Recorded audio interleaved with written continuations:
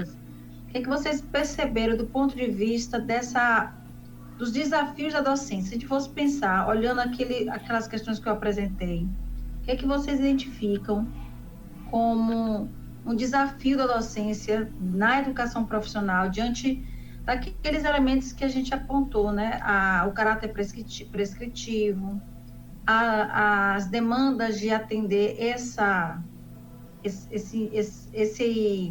modalidade de educação que atravessa uma luta histórica de trabalhadores, né, e de um modelo econômico. Então, como é que vocês pensam e pontuam alguns desses elementos a partir do que a gente conversou naquela última aula?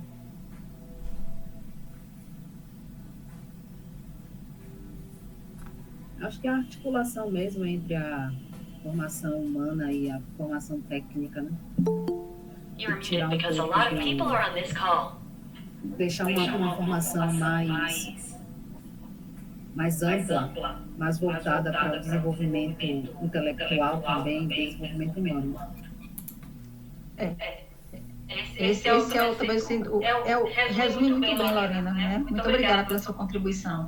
Resume bem essa dimensão, esse movimento que é fazer essa formação integrada, né?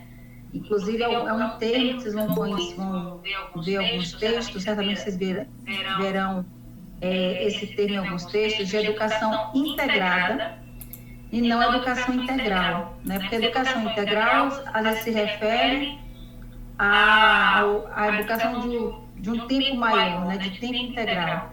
Mas a educação integrada tem a ver com isso que a Lorena trouxe, né? A possibilidade de você fazer uma formação que não apenas habilite, né? Porque a educação profissional ela é uma modalidade que prevê uma terminalidade, que prevê a entrega de uma habilitação, mas que isso também permita a possibilidade dessas pessoas, sobretudo, né, dos jovens que ainda estão fazendo ensino médio,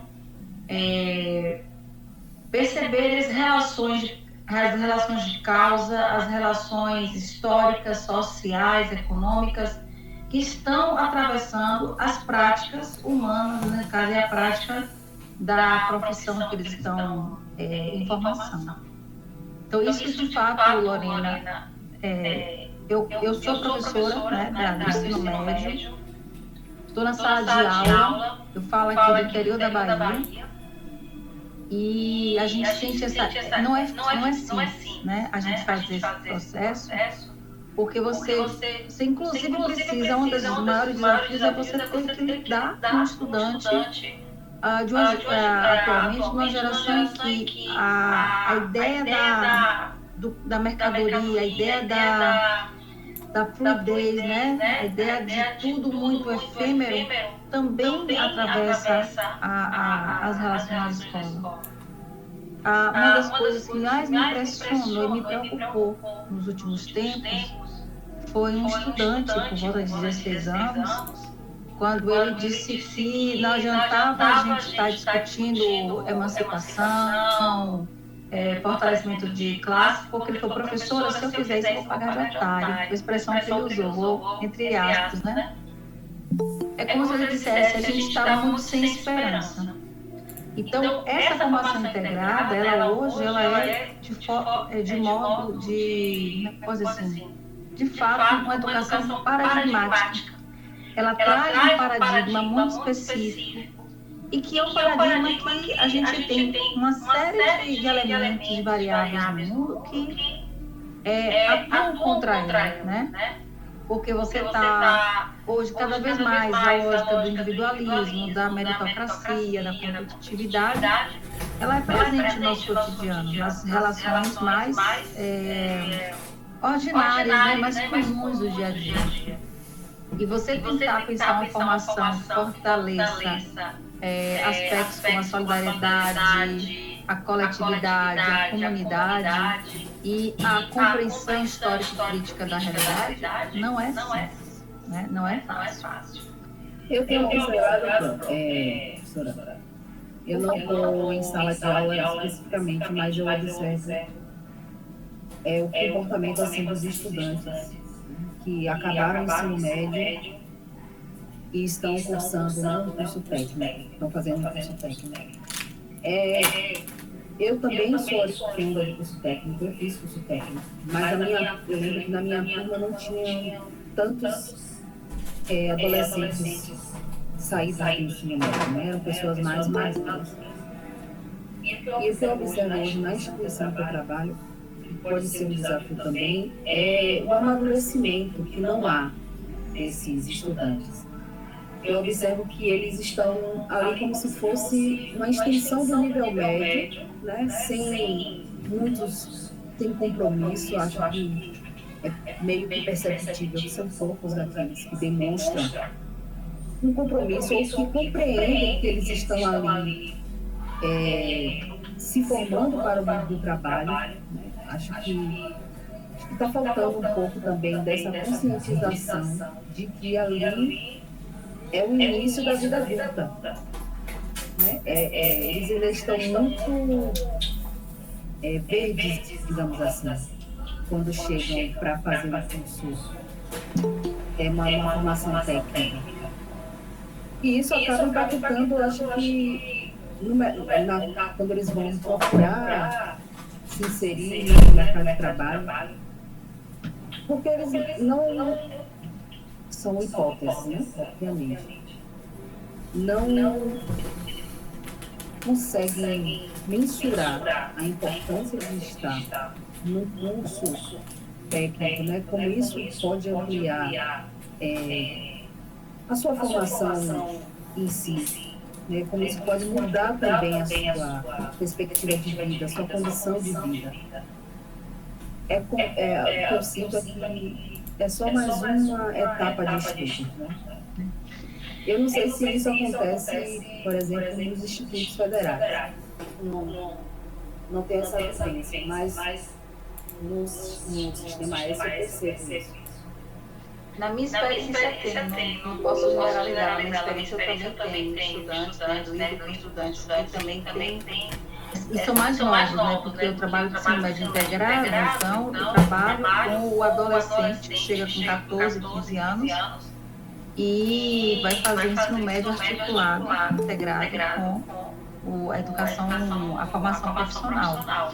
Mas, Lorena, você vai trazer um aspecto bem importante aí, que tem a ver, uma das questões que como isso atravessa a docência, né? Porque todo o seu relato fala, inclusive, de um valor em relação ao próprio trabalho, de uma compreensão do que é trabalho, porque numa sociedade que a gente tem, trabalho, ele é subsumido, né? Ele passa a ser entendido apenas como emprego, e que são coisas diferentes, né? O trabalho tem a ver com a possibilidade da gente fazer uma alteração da nossa própria realidade. E a própria ideia, né, do capital, quando ele vai transformando o ato de trabalhar em uma mercadoria, uma mão de obra que vai ser comprada com salário, faz com que a gente vá perdendo o entendimento do nosso fazer no mundo. Então, talvez acho que Lorena está trazendo um relato muito importante, que talvez um desafio da educação profissional, né, tecnológica, nessa perspectiva tecnológica, que tem a ver com esse modelo, né, aqueles 3 paradigmas, mas uma educação que trabalha a reflexão crítica, as relações históricos-sociais diante da realidade, ela tenha como um dos maiores desafios reposicionar o próprio lugar do trabalho, né, na vida humana. E isso é uma das coisas que, de fato, é difícil, porque a realidade ela é muito dura e ela a gente vai sendo, de alguma forma, sugados. Mas, assim, isso certamente atravessa a docência, né, Lorena? A questão do seu currículo, o processo avaliativo, o seu processo formativo, para dar conta disso. Para dar conta, essa é uma das variáveis. Mas a gente tem outras tantas questões, o processo de avaliação, as relações com tecnologia. E aí eu queria aproveitar, né, quem chegou aqui depois, dar uma boa noite, e dizer que a gente está aqui batendo um primeiro momento da nossa aula, é um bate-papo um pouco dessas experiências, o que é que vocês, se tem dúvidas, se querem fazer algum comentário da aula, mas também já abrindo espaço para falar um pouco dessa sua experiência, para quem está em sala de aula, dos desafios que percebe que tem na educação profissional e como isso, de alguma forma, afeta a sua construção docente, né? Quais são os desafios que percebe que tem que lidar para dar conta de uma educação tecnológica. Lorena trouxe uma contribuição, queria ouvir outras pessoas, se possível, gente. Para poder fazer uma aula dialogada, é bom a gente ir participando.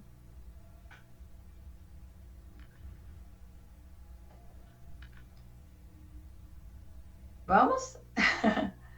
Hoje eu falei bastante no último encontro. Eu realmente estou querendo que a gente tenha um bate-papo melhor agora para depois a gente avançar um pouquinho. Boa noite, professora. Boa noite, Egenê. Colegas, tudo bom? Tudo bem. Olha só, a minha experiência, eu não tenho experiência de educação profissional. Como professor, não. Eu sou professor da rede municipal de Camaçari e trabalho com meninos, meninas do Fundamental 2.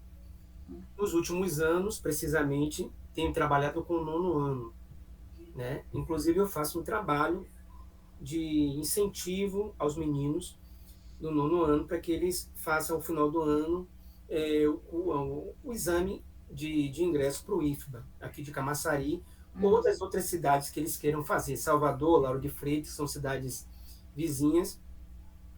Então, assim, eu vejo que muitos deles não têm noção, assim, exata, assim, do que é o curso profissionalizante, né? Aí eu fico incentivando eles, mostrando a possibilidade deles, ainda bem novos, ainda inserirem no mundo do trabalho e conseguirem, de uma certa forma, já sua independência, ajudar os pais e, consequentemente, também preparar um pouco eles também para seguir os estudos, o Enem, né, na universidade, porque o nível do IFBA, eu acho bem assim, puxado, elevado em termos de estudos, então, de uma certa forma, indiretamente, não é o propósito, mas acaba preparando para fazer as provas do Enem. Então, eu digo, vocês podem, por meio também do IFBA, se prepararem também para o Enem. Mas eu sinto que muitos ainda não valorizam, não sabem, não têm a dimensão do que aquilo vai levar, onde vai levar eles, né?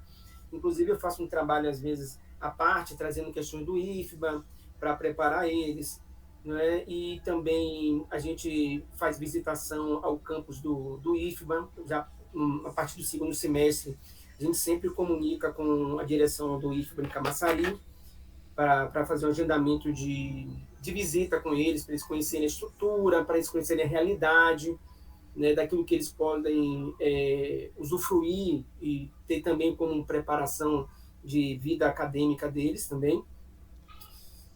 Mas, assim, eu sinto que, ao final, nem todos fazem, nem todos se empenham da forma que deveriam se empenhar, né? Porque eu acho também que, como a colega falou, né, falta maturidade para esses meninos. E eu fico assim, olhando assim, que quando eu tinha a idade deles, eu tinha uma outra maturidade, assim, outra visão, né?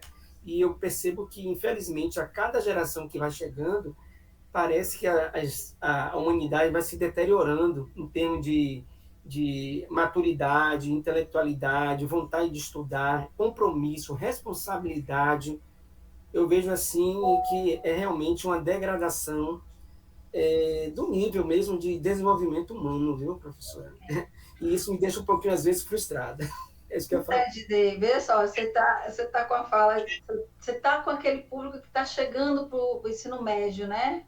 Que também a rede estadual tem. Né? Tem alguém aqui que atua em rede, na educação profissional da rede do Estado, gente?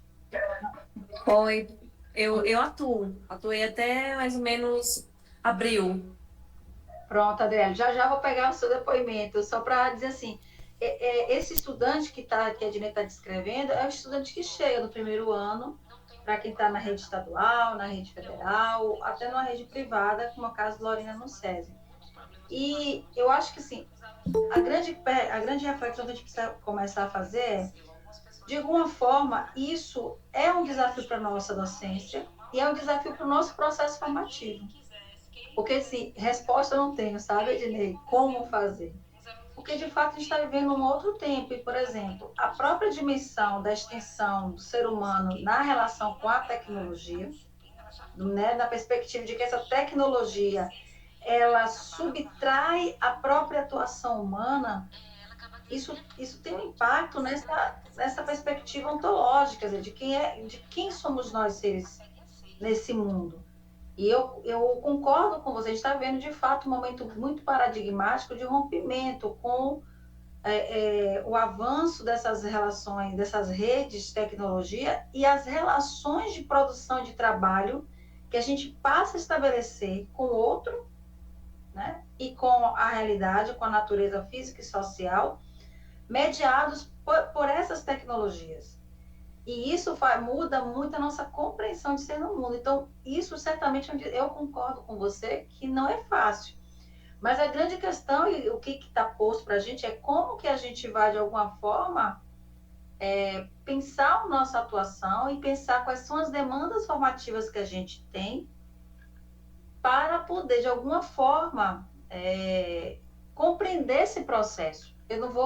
Eu acho que a gente já precisa, inclusive, superar a ideia de que a gente tem que resolver, né? A educação não é salvadora, a educação não é redentora do processo, e muito menos nós, professores, vamos ser família, vamos fazer aquilo, não.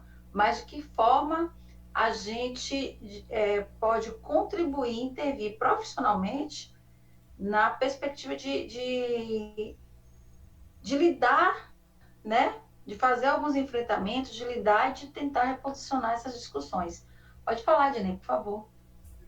Só para fazendo um adendo aí, e assim, eu pelo menos esperava, mas com o avanço da tecnologia, a facilidade que esses meninos têm hoje de ter, por meio do Google, rede social, as informações estão aí muito fáceis de serem encontradas, né? No meu tempo, a gente não tinha essa informação tão fácil, a gente ia para a biblioteca, eu me lembro que ia para a biblioteca, fazer pesquisa, anotar lá as informações de um livro que a gente não tinha condições de tirar cópia porque era muita informação, então a gente copiava na mão mesmo, papel ali, para depois passar limpo, não se tinha muita tecnologia para fazer essas investigações, então eu esperava que o aluno, hoje, atualmente, ele tinha tudo para ter um desempenho muito maior e muito mais interesse no aprendizado do que outrora.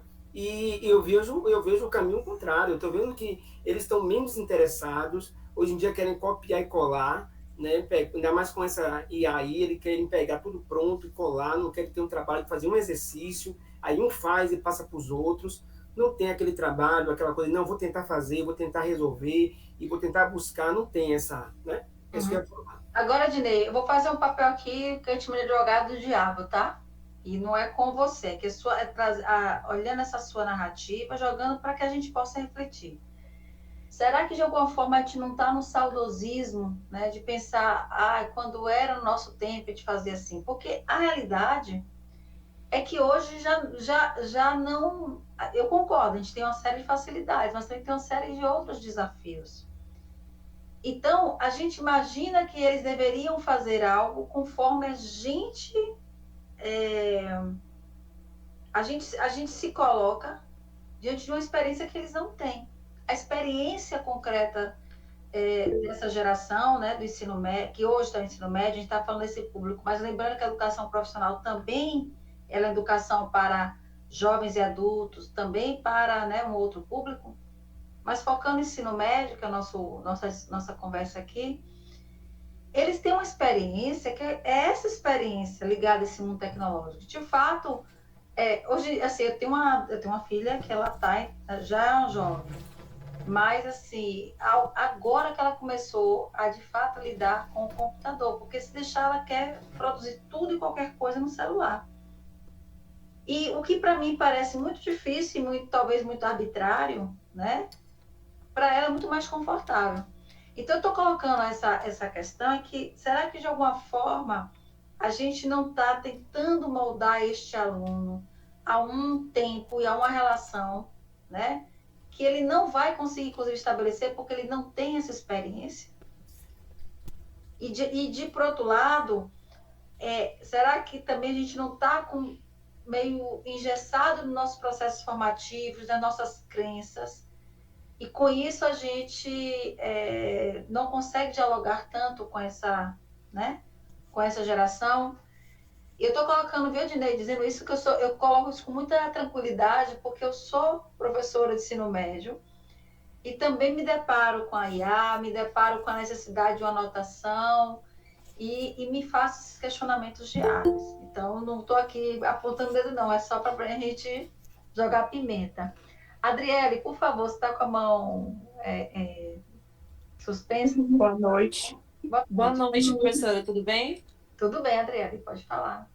Então, eu meio que peguei o barco andando aqui, porque eu consegui entrar só agora, mas estava ouvindo aqui o colega conversar, né, sobre a temática, e eu achei bem interessante alguns pontos que ele colocou. Eu sou professora da EPT, ensino médio, do eixo Ambiente e Saúde, né, então, eu sou professora ali do eixo técnico mesmo, né, profissional, e eu tive essa primeira experiência no ano passado, então foi muito recente. E essa escola que eu dou aula atualmente, né, eu fui aluna. Então, como o colega colocou para mim, aqui, aliás, pra gente, né, na minha época, obviamente foi uma coisa, e agora quando eu cheguei eu me deparei com uma realidade totalmente diferente agora como professora. E é isso, né, um dos principais pontos que a gente observa com relação à EPT, principalmente aqui onde eu moro, que é interior, né? De onde? Oi? De onde? Desculpa, que também sou do interior. Eu moro em Jaguarari, que é próximo ao Senhor do Bonfim, bem ao Certo. norte da Bahia, no extremo norte. Certo. Então, é uma cidade bem pequenininha. Quando chegou a escola com os cursos técnicos, né? Foi todo aquele momento, né? Algo assim impactante para a cidade. Porém, com o tempo aconteceu o que era de se esperar. Então, eu comecei a observar nesse meu período de experiência que o problema principal tem sido a falta de ambiente de trabalho para os cursos que são oferecidos. Então, é o que está mais motivando os alunos, né, nesse momento. E com relação à questão da tecnologia, para mim também foi algo assim bem interessante da gente começar a observar. Por quê? Porque os alunos, como vocês falaram, obviamente eles querem pegar ali o trabalho, jogar ali no chat GPT ou em outra IA, e a gente tem que buscar forma não de driblar isso ou de criticar ou de evitar. A gente tem que tentar reaproveitar essa situação. Então, por exemplo, se eu vou pedir uma pesquisa, obviamente na internet, esses meninos eles vão jogar no chat GPT, vai ter tudo prontinho. O que a gente pode fazer? Vamos checar a fonte dessas informações? Vamos pegar isso que você pegou ali no chat GPT, buscar em outras fontes também, para ver se isso é algo verídico ou se é algum erro. Vamos aprender a buscar informações nessas IAs de forma mais confiável, né? Ver de onde que está vindo essas informações. Muito Se a bom. IA está das informações prontas, esquematizadas, vamos fazer um trabalho em cima disso, vamos explorar a fundo aquilo que a IA está trazendo para a gente, porque eu acho que vem para facilitar. E até a gente, como professor mesmo, eu era sou uma das mais novinhas lá no trabalho, né?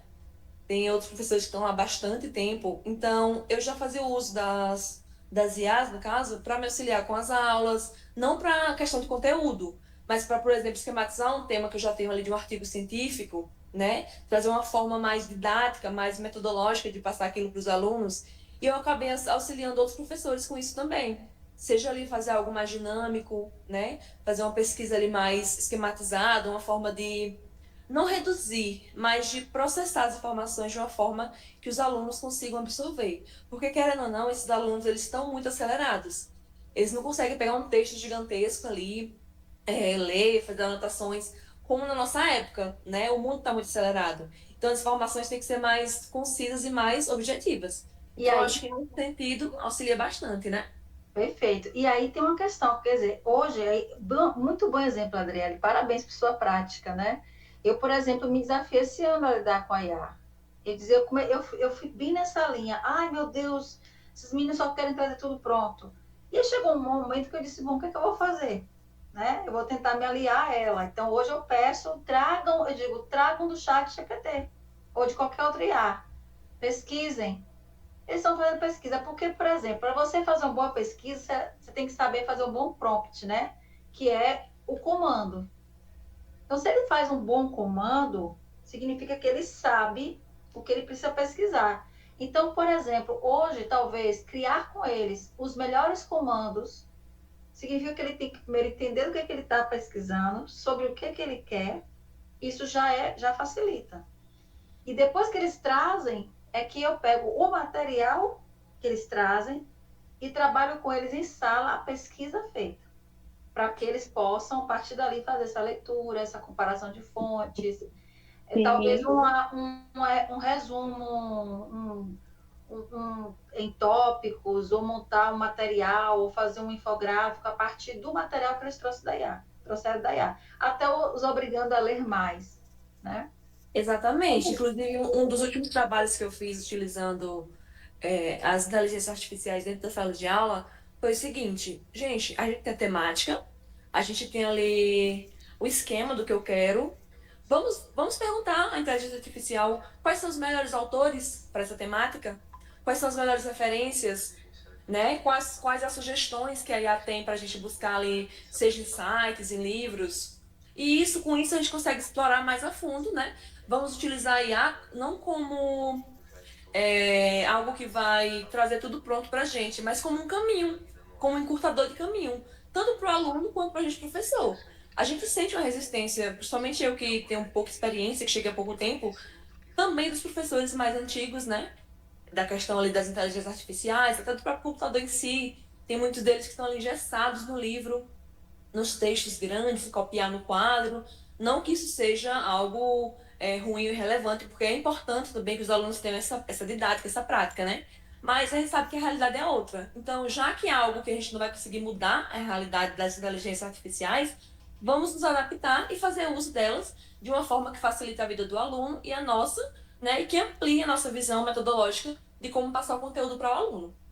Muito bom, Adriele. Alexandre, por favor, e aí já queria depois a gente tentar caminhar aqui, porque a gente precisa, inclusive, eu estou adorando, porque já está com as atividades, a Adriele está com a atividade dela quase feita. Vamos lá, Alexandre. Boa noite a todos. Bem, eu não atuo na EPT, né, como educador, né, como professor. Eu venho da área jurídica, venho da área de educação física, primeira formação, segunda formação como publicitário, então eu não tenho essa dogmática. Mas no curso de Direito eu fiz algumas monitorias. Porém, eu acho que existe uma relação de estigma social quanto aos contextos, né, da EPT, né, diante na própria academia. Então, assim, eles não têm uma certa motivação. Na academia você já tem alguns planos futuros, já existe alguma relação de ser um profissional, né, de ser um médico, um advogado. E nessa questão ainda de formação, no caso do ensino médio, lógico, me referindo a qual foi abordado.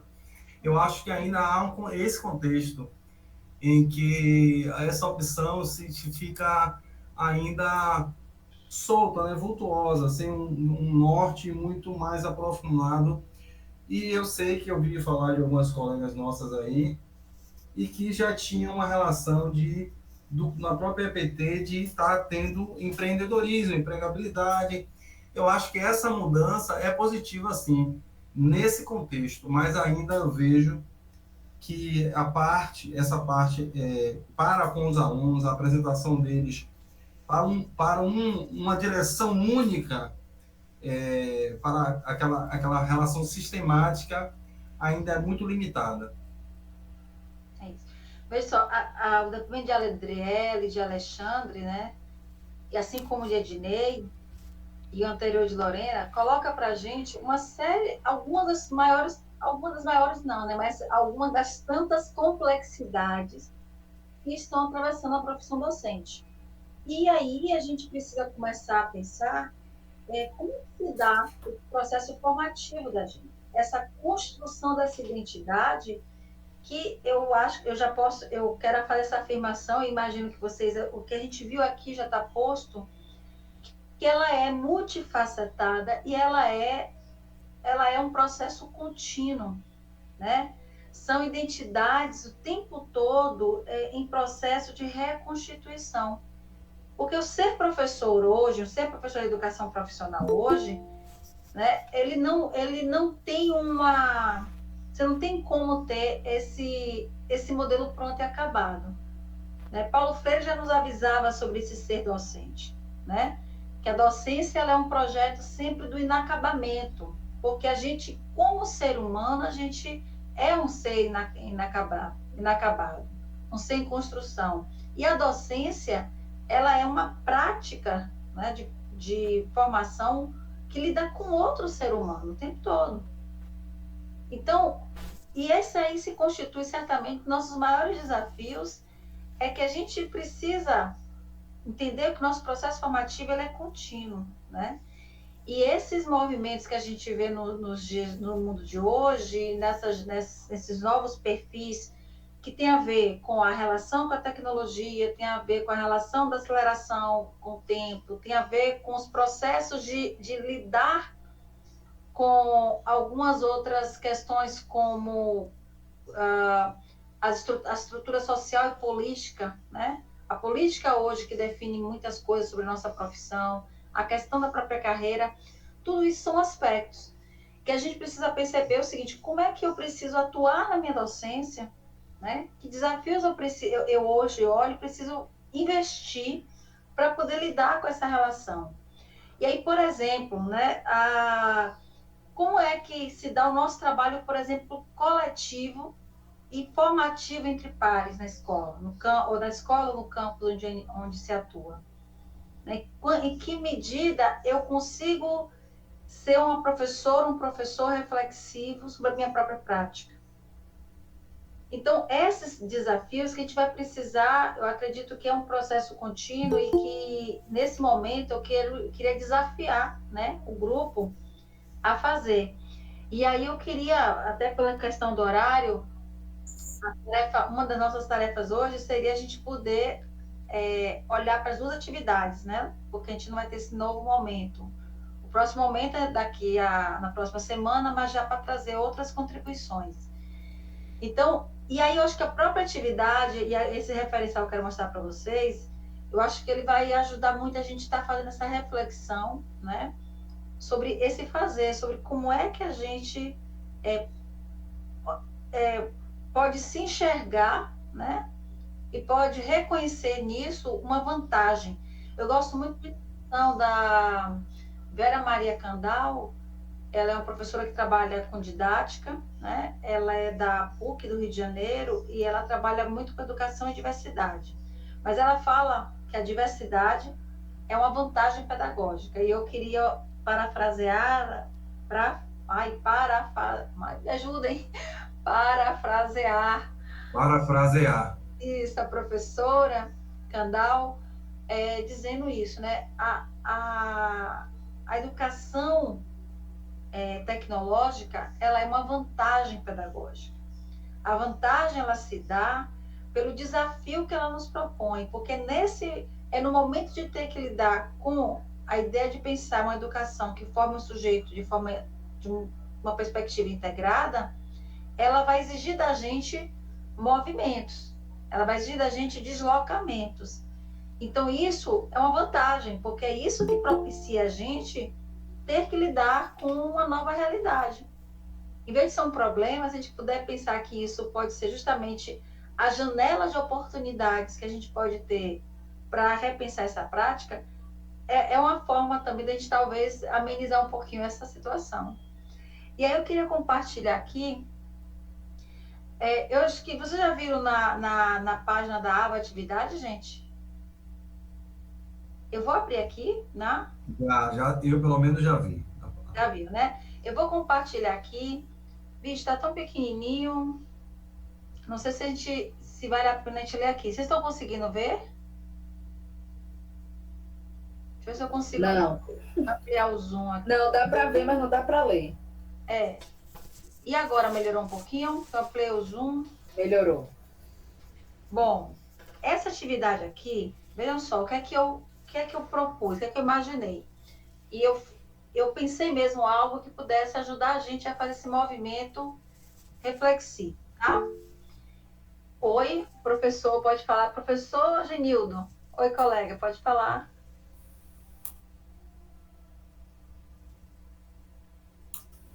Olá, professora, tudo bem? Tudo Como bem, está? gente? Boa noite. Boa noite. Professora, eu só queria saber, a aula está sendo gravada? Eu acredito que sim. Alexandre iniciou aqui dizendo que estava gravando. Porque Ah, não tá sou eu que ok. estou não sou eu que estou na gerência da plataforma, tá? Eu até perguntei no chat aí, Estamos mas não gravando, houve Genildo. resposta. Boa noite, estamos gravando. Ah, Tá ok. gravando. Muito obrigado, professor. Valeu. Pode dar continuidade, professora Graziela. Muito obrigado, viu? Obrigada. Então, gente, olha, a atividade vai consistir na escrita de uma carta para um colega docente da EPT. Pode ser um colega real, pode ser um colega imaginário, tá? Na carta, cada um de vocês vai se colocar na condição de um professor recém-chegado, que está chegando agora na EPT, né? Ou que se já tiver, pode falar dessa imersão, né? Então, alguns aqui falaram que não são professores da EPT, mas considerando o que a gente falou sobre essa educação profissional tecnológica, sobre essa perspectiva de educação que toma o trabalho, toma a realidade como um elemento problematizador para o aluno, e a partir daí pensa as relações históricas, sociais, críticas, mas que também vai lidar com essa relação da própria terminalidade, da formação profissional do aluno. Então, pensar, se colocar um pouco nesse lugar. E a carta, ela vai trazer uma análise sobre os desafios que você reconhece que tem que enfrentar ou que enfrenta, considerando o seu processo formativo atual e as exigências que o exercício da profissão docente na EPT traz. Então, a carta deve concluir com a reflexão sobre também a valorização da docência, né? Esse momento que a gente vive em que a gente está aqui à noite estudando, discutindo, conversando juntos, é um movimento de tentar deixar que essa profissão fique na mão dos legisladores, né? Lembra a aula que eu falei, né? Dos cursinhos emergenciais, das adequações, e passe a ser uma propriedade nossa, do ponto de vista da nossa profissão, da gente construir aquilo que a gente entende que é melhor para ser um professor, né? Buscar essa formação de forma mais autônoma. Então, a gente conclui com essa reflexão, né? Em relação ao longo da história, todo esse movimento. Bom, aí vejam, é uma carta, gente. A ideia é escrever na primeira pessoa, né? E ela tem um caráter reflexivo. Então, apesar de um tom coloquial e intimista, ela tem que ter um padrão da norma culta, né? Escrita, um tamanho, um trabalho em duas. Eu pensei em 2 laudas, acho que é suficiente. Observar margens, fonte, espaçamento. Não precisa de uma capa, mas é preciso que haja uma identificação de vocês, certo? Eu acho que isso é mais fácil porque vocês é tudo registrado, então quem recebe identificado. O que a gente vai observar como critério? Que está sendo pedido aos tutores para observar o critério. Se os desafios e obstáculos apresentados para a atuação da docência dialogam com o contexto contemporâneo, ou seja, com as questões que estão envolvidas hoje em relação à educação profissional, se as demandas formativas indicadas estão em sintonia com o aporte teórico, que eu vou falar dele, né? Ou seja, a ideia não é considerar outras possibilidades, mas que haja pelo menos uma imersão em aspectos que os textos, que as autoras que vocês vão ler, possam estar contribuindo. Então, olhar um pouquinho para estas referências. E se essa carta revela compreensão sobre os desafios da profissionalização. E aqui eu estou indicando, na própria plataforma, esse texto da professora Maria Lucília Machado. E aqui eu queria exatamente, antes de avançar, eu vou parar de compartilhar isso e compartilhar o texto da professora Maria Lúcia. Só um minutinho. Deixa eu ver se eu consigo... Será que é esse? Acho que é. Deixa eu ver se é esse material. Pronto. Vamos ver se chegou aqui, gente. Chegou? chegou. E aí eu estou trazendo isso para vocês perceberem que por que eu estou falando dessa importância de vocês olharem para esse texto. Esse texto é muito importante. Acho que é um dos textos que, assim, que a gente que trabalha com formação tem que estar, sabe, sempre se atualizando por ele. É um texto de 2013. A professora Lucília, ela hoje está na CETEC, mas também estava nessa época coordenando um programa, a tentativa de construir um programa de formação para professores em EPT.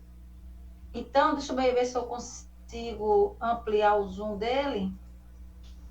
A gente não vai ler juntos, obviamente aqui não há espaço, mas eu queria, por exemplo, mostrar para vocês que o que a gente pode estar tomando para pensar a construção dessa carta. Ela faz a introdução do texto e ela faz também aqui um pequeno histórico da formação. Então, inclusive, isso aqui foi fonte para aquela aula que eu fiz, tá? Então, como essa fonte, vocês vão poder retomar alguns aspectos que eu teve na aula. E quando ela chega aqui nessa etapa, ela vai falar das licenciaturas para educação profissional, ela vai mergulhando em alguns aspectos desse processo formativo, certo?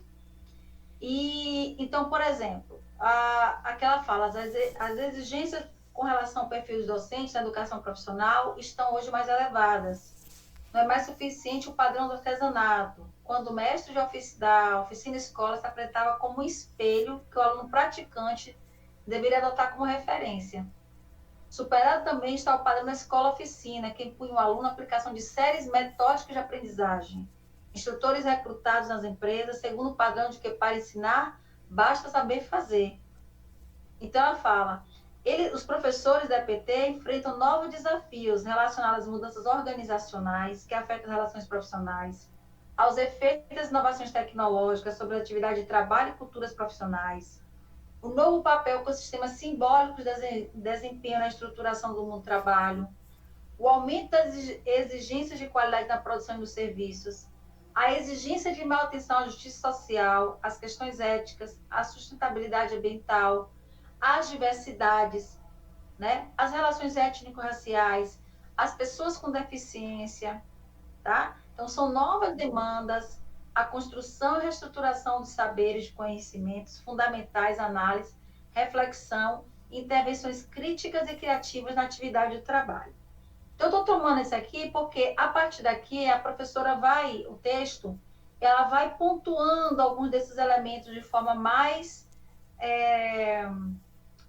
um pouco mais aprofundada. Então, ela fala dessas especificidades. Então, por exemplo, ela vai chamar aqui a atenção essa questão da tecnologia, né? Os conhecimentos tecnológicos, ao se condensarem em atos humanos e artefatos, são historicamente determinados e nem sempre transmissíveis pelos meios discursivos, exigindo do docente e do aluno um esforço de pesquisa, decodificação e ressignificação.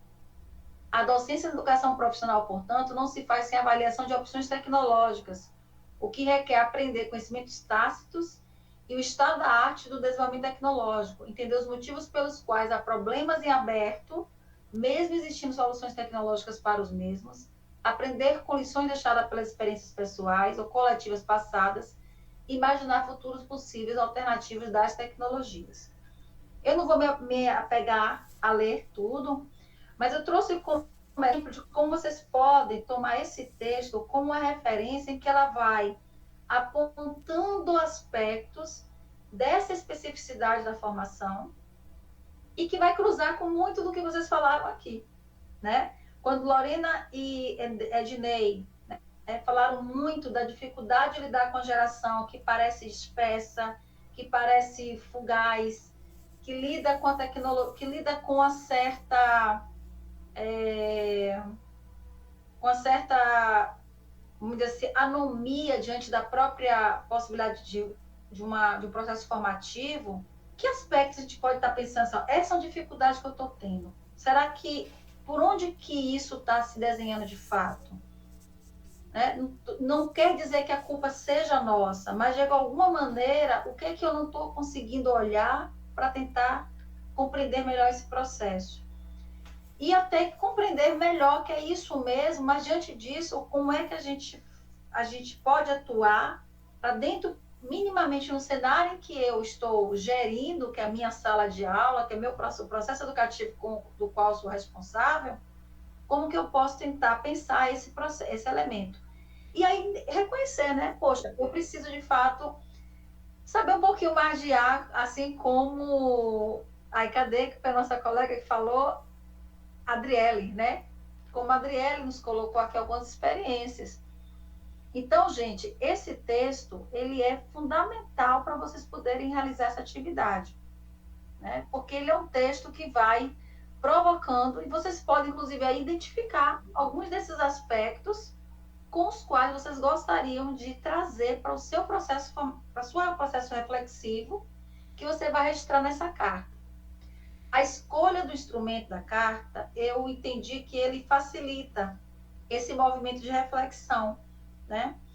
E aí, para também trazer como contribuição, eu já vou entregar para os tutores no espelho da questão espelho de prova, mas eu vou pedir, eu vou colocar esses links que eu vou mostrar para vocês lá. Deixa eu achar aqui. Vejam, eu tenho uma... Cadê a carta? Deixa eu só...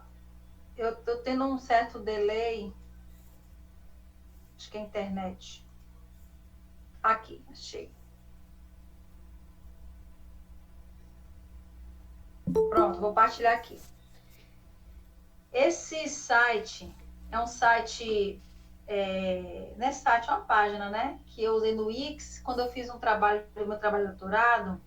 E esse material foi publicado porque são as cartas que eu troquei com os colegas que foram colaboradores da minha pesquisa. Mas por que eu estou trazendo elas?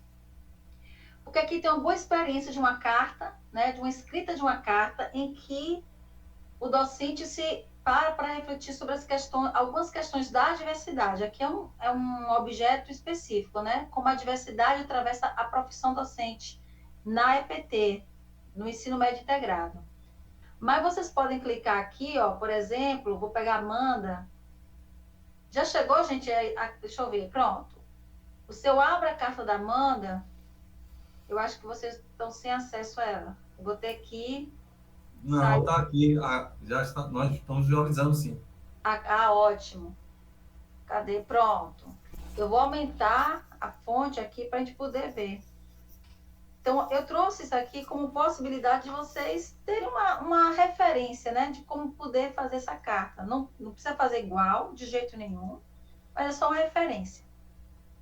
Então, aqui foi a Amanda, e esse aqui foi o resultado de um processo de pesquisa, tá, gente? Isso aqui a gente fez trocas de cartas, 5, 6 cartas, eu fiz com cada um dos colegas que foram colaboradores, mas aqui é a carta final dela, que ao final pediu que ela fizesse uma carta de despedida, né? Com alguns elementos. Então, ela foi se apresentando, falando um pouco da formação dela. Essa colega, gente, ela tem 2 pós-doutorado em biologia. E o muito interessante que ela faz nessa experiência aqui é que ela conta que, de repente, ela se viu numa sala tendo que separar o auditório para poder fazer a prova final de tantos alunos que ela levou para a reprovação.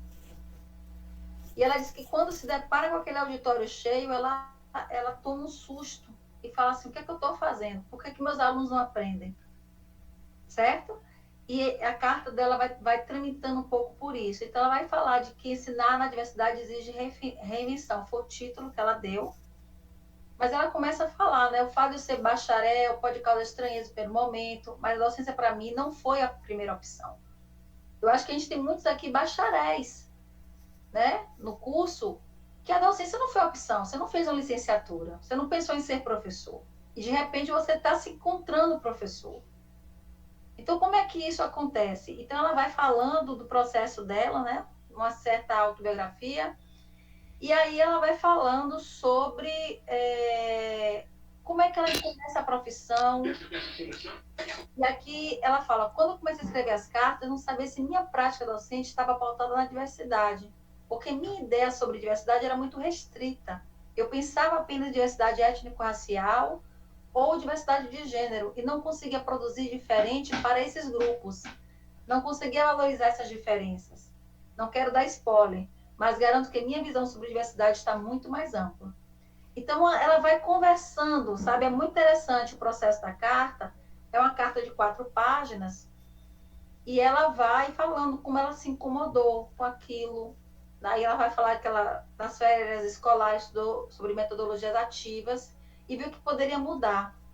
Então ela fala, como não fiz licenciatura, muito da minha prática docente vem da observação, da tentativa e erro e da adaptação de outras práticas. Gosto muito de aulas práticas, os jogos, certo?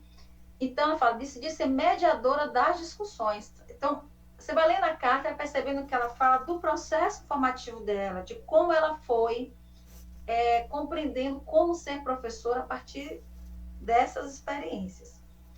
Então, assim, a partilha com vocês, gente, desse material, vou repetir, não é para fazer igual, até porque são objetos diferentes, são questões diferentes, tá? Mas é para vocês entenderem que é possível, por uma carta, vocês fazerem uma leitura reflexiva de si mesmo. E, assim, essa carta, gente, ela é um instrumento, vocês estão fazendo um plano de formação. Então, minha proposta é que, com a carta, você converse, na verdade, com esse amigo imaginário, talvez seja você mesma, né? Você mesmo, olhando para dizer o seguinte, o que é difícil para mim lidar? Por exemplo, se eu fosse escrever essa carta, eu sou professora de educação básica há 31 anos. Professora de educação profissional há 14. Eu sou da filosofia, eu trabalho em 3 cursos integrados diferentes. Eu trabalho com edificações, com segurança do trabalho e informática no meu campus. Eu dou aula para os segundos e terceiros anos. E nos meus segundos anos, a gente trabalha basicamente ciência e tecnologia como temática na filosofia, e aí faz um estudo ao longo, né? Tomando isso como área, como discussão, filosofia da ciência e teoria do conhecimento. E no terceiro ano, política. E aí, às vezes, eu digo assim, gente, como é que eu posso particularizar o que é comum nesses cursos, na formação, mas como que também eu posso particularizar pensando a formação desses estudantes nesses campos específicos. E é muito difícil fazer isso. E eu nem sempre consigo fazer isso. E às vezes não é por falta de que eu não possa fazer, é pelas condições de trabalho que eu posso ter. Então, às vezes, compreender também as condições de trabalho, que tem a ver com a profissionalização, a carga horária docente que você vive, quer dizer, são desafios do professor na EPT também. Tem um aspecto da profissionalidade, que é a sua formação, aquilo que depende de você, e tem um aspecto da profissionalização, que são as condições objetivas. Vejam, não é a tentativa de buscar quem é culpado. O problema é o sistema, não é isso. Mas quanto mais eu entendo também as relações históricas, sociais, econômicas e políticas que estão em torno da minha profissão, mais dona dela eu sou. Com mais capacidade de intervir sobre ela eu tenho. Porque eu também vou conhecer quais são os meus limites. Então, assim, a proposta é fazer um mergulho, né, reflexivo no seu processo formativo. E se desafiar, o que é que eu preciso? Olha, eu de fato preciso aprender a trabalhar com tecnologia. Eu de fato preciso entender como é que eu posso integrar o meu conhecimento de física no curso de edificações. Como é que eu trabalho com o português num curso de segurança do trabalho, num curso de automação, sei lá, né? Outros cursos que a gente tem aqui. Portanto, a proposta da carta é essa, tá? Eu estou orientando os tutores, estou passando a orientação para que eles, inclusive, destaqueiem alguns dos pontos que estão dentro do texto da professora Lucília como elementos de referência para que vocês possam trabalhar nessa carta. Então, eu coloquei em forma de perguntas, né? Mas vou só para chamar a atenção de vocês. Então, por exemplo, na hora de observar a correção, né? Não a correção, mas a análise, a avaliação, Por exemplo, será que os cursistas estão refletindo se sua formação, a formação que eles têm, propicia desenvolver pedagogias de trabalho independente, criativo, construir autonomia progressiva com os estudantes, realizar projetos interdisciplinares, né? Considerando que os alunos estão acelerados, que o conhecimento hoje ele é uma interface o tempo todo, né? A Lucília vai tocar nisso. A gente lida hoje com a realidade em que o conhecimento ele não é mais só aquela aula compartimentalizada. Então a gente sabe trabalhar com projetos interdisciplinares. Aliás, a gente sabe trabalhar no coletivo. Como é que se dá a nossa relação colegiada com os pares na escola? São habilidades, são competências da docência. Saber trabalhar em coletivo. Tá? Então, assim, a provocação é que a gente possa fazer uma reflexão. Agora, deixar muito claro para vocês, não há condição de nenhum tutor, nenhuma professora, nenhum professor, nenhum coordenador, ninguém dizer sobre a carta de cada um de vocês o que é uma experiência significativa, o que é. Isso é único, isso é de cada um, é subjetivo e precisa ser respeitado. Então, se Lorena disser, olha, na carta dela, vai dizer assim, para mim foi uma decisão, foi uma virada de chave no dia que eu assisti uma peça teatral. Ali foi um momento formativo para mim. Certo? Então, assim, a liberdade, vocês se sintam à vontade, porque a orientação que eu estou passando é essa, de que os sentidos, os significados, as relações que vocês perceberem nessa reflexão sobre o seu processo formativo, sobre as possibilidades que vocês têm, que vocês dão conta, ou aquilo que precisa de algum investimento, e por que essas relações, vocês estão fazendo essas relações, isso é altamente individual, singular, e é a beleza do trabalho, né? Essa singularidade que nos compõe. Agora, gente, quanto à carta, ok? Vocês têm alguma dúvida sobre a carta? Eu vou deixar o link, tá? Do Wix, para vocês acessarem esse sitezinho. É ok, Ricardo, obrigada. Vou deixar esse sitezinho para que vocês possam ler bem, essas são públicas. Oi, Ednei, pode falar. Pelo que eu entendi a proposta, para a gente estar relatando as nossas dificuldades ou então as nossas facilidades naquilo que nós temos dentro da nossa vivência docente. É isso aí? Mas se pensando como docente da EPT.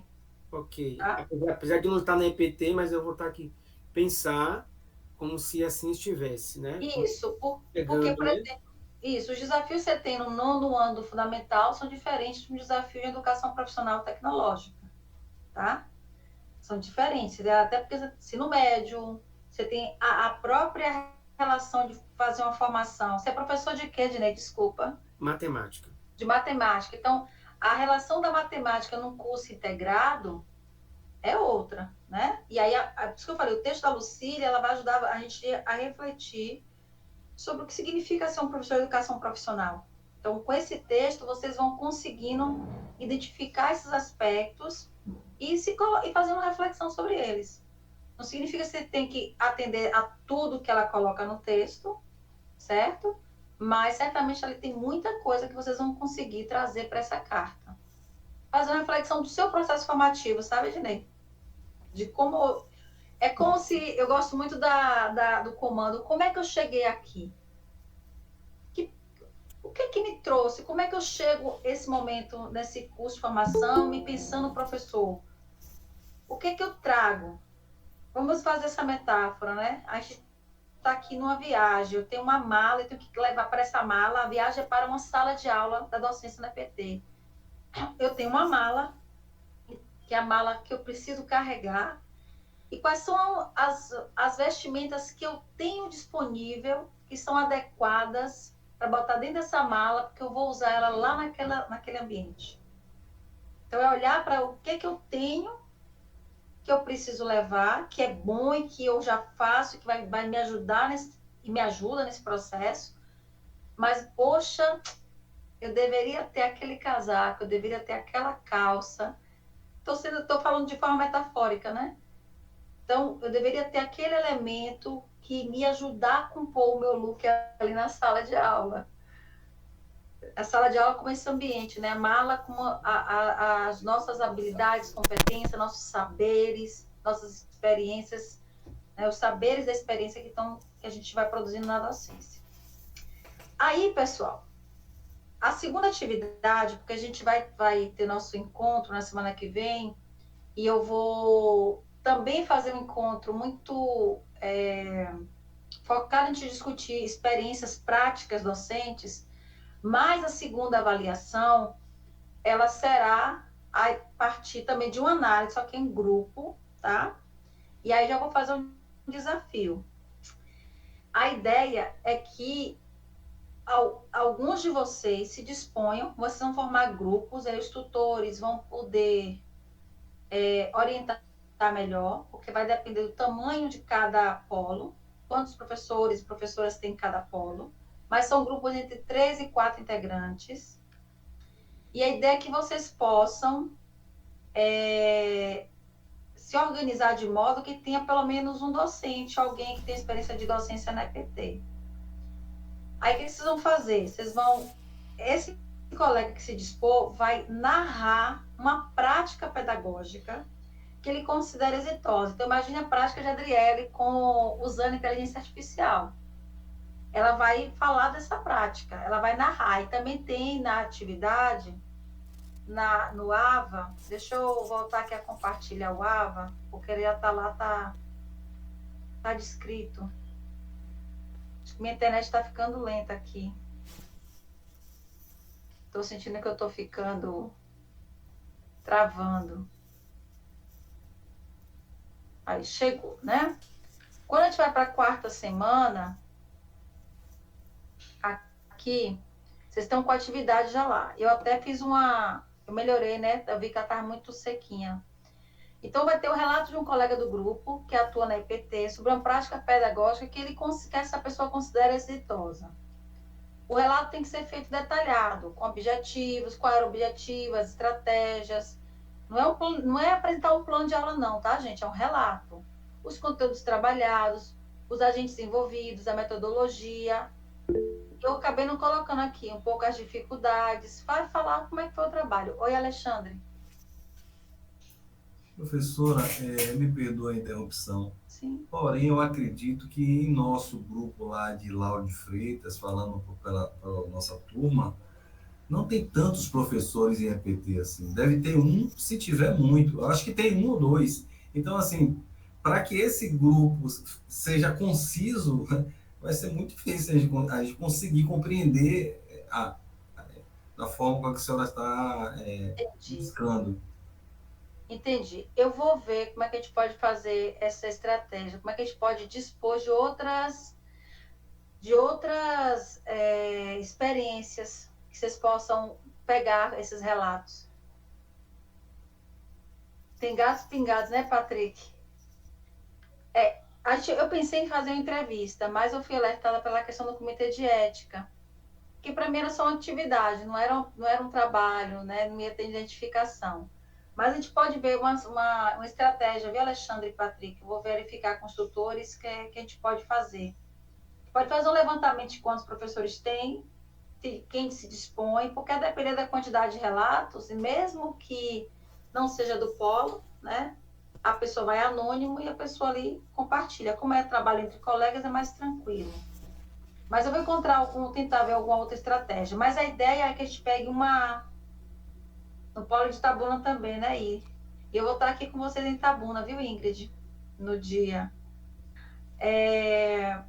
Bom, a gente vai fazer o seguinte, a gente vai pegar uma prática, aí eu vou ter que encontrar uma forma, vou estar com o Alexandre, com a coordenação pedagógica do programa, para a gente verificar um modo de conseguir esses relatos. E vocês vão analisar esses relatos, né? Olhando para a prática do professor. Que a nossa próxima aula, a gente vai falar dos saberes, né? Dos saberes necessários à docência da EPT. E vamos discutir alguns modelos de prática de como esses saberes estão permeando eles. Oi, Alexandre. Na forma que a senhora colocou aí, é possível. Eu mesmo tenho uma irmã que ela dá aula de EPT também. Ela dá ciência da computação. Então, eu poderia solicitar essa prática dela. Não sei se isso, como a senhora colocou, se encaixaria no trabalho. É isso.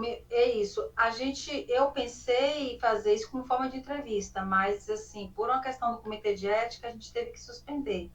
Eu vou verificar, Alexandre, como é que a gente pode buscar essas práticas respeitando, né, as questões necessárias, viu? Mas assim, a minha ideia inicial era essa. Porque é diferente, quando você faz pesquisa... Oi, Alexandre. O Alexandre... Oi, eu não posso ligar a câmera, só colaborando, pode ser um TCL, né, um termo de consentimento livre. Para esses casos mais de professores externos. Isso, e que não precisa ser identificado, né? Exatamente, nem nome, nem idade, nem gênero, nem nada. Professor X, né? Professor X da área tal, não precisa dizer qual é a escola, só identificar, obviamente, para que... Comitê de ética é mais para um trabalho final, né? Que tenha muitas envolvências. Eu acho que você vai publicar, que a gente aqui está tomando só a prática, né? Não há identificação. Eu pensei nisso, mas eu acho que a gente pode mediar com a coordenação, certo, Alexandre? E aí a gente ajusta esse movimento. Né? Por mim, eu imagino que não é problema. Mas, assim, qual é a ideia? Diante da prática, gente, né? Vocês vão observar quais saberes... Olhou aquela prática. O professor disse, olha, para mim deu muito certo. Foi muito legal. Mas a gente olhando para essa prática, olhando o que o professor está colocando, porque ele também vai relatar alguma dificuldade, como é que ele percebeu, né? Por que foi exitoso, se tem alguma coisa que ele percebe que poderia ser diferente. Então, quais saberes necessários à docência estão dispostos na prática narrada? Então, saberes da experiência, do conhecimento, saberes pedagógicos, tecnológicos, interdisciplinares, de gestão e organização do trabalho pedagógico, da pesquisa e inovação. Esses saberes será tema da nossa próxima aula, tá? Só estou aqui aproveitando o tempo para orientar as atividades. A gente vai tratar desses saberes na próxima aula. Então, ao olhar uma experiência como que a Adriele narrou aqui, o que está envolvido ali naquela experiência de Adriele, né? Porque ela fala, olha, eu cheguei e vi que tive que me aliar à IA. Então, a gente vai pegar desse relato e identificar. Ô, Jonei, que bom. Seria candidata a entregar sua prática, viu? Uma experiência para a gente conversar sobre ela. E depois, em grupo, vocês vão discutir, né, diante do relato, os principais desafios para atuar na EPT, quais aspectos esse docente que narrou deve considerar no seu processo formativo a ser priorizado. Aí agora a gente dizendo, olha, de repente ele poderia lidar melhor com isso, ou lidar melhor com aquilo.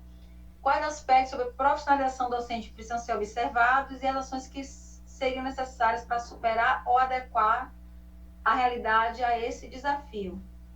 Então, vejam, a carta é uma reflexão sobre si. A prática é uma reflexão sobre o outro, mas não sobre a pessoa, mas sobre uma prática pedagógica, né? Sobre algo que é concreto.